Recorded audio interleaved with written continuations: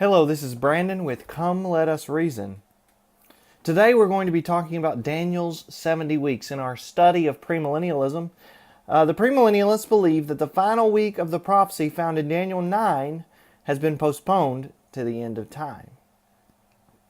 70 weeks are determined upon thy people and upon thy holy city to finish the transgression, and to make an end of sins, and to make reconciliation for iniquity, and to bring in everlasting righteousness, and to seal up the vision and prophecy, and to anoint the most holy.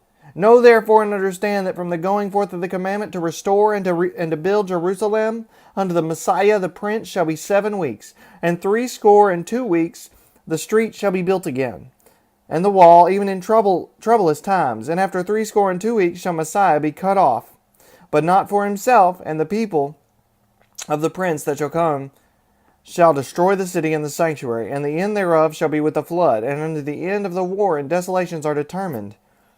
And he shall confirm the covenant with many for 1 week.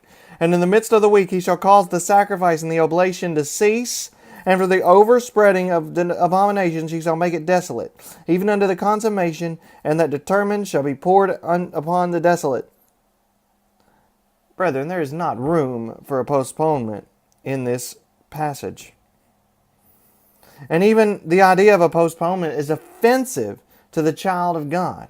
It implies that God could not accomplish what he set out to. If he was unable to fulfill it, then what should make us believe he will succeed next time? But one thing in this passage that I think should be noted.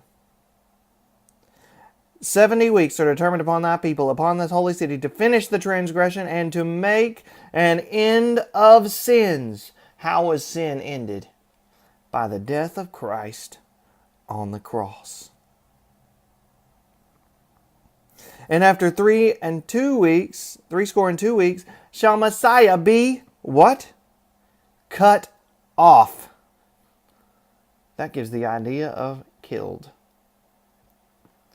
This idea of a postponement is not taught in the Scriptures. It is not found in Daniel chapter 9. The idea that God made a mistake and was unable to fulfill his promise is foolishness. God's promises are certainty. You look at the end of Hebrews chapter 6, 13 through the end of the chapter, and you see the certainty of God's promise. We can rely upon God's promise, and we can rely on all the words of Christ, and we can know that he did not fail in what he set out to. This has been Brandon with Come Let Us Reason.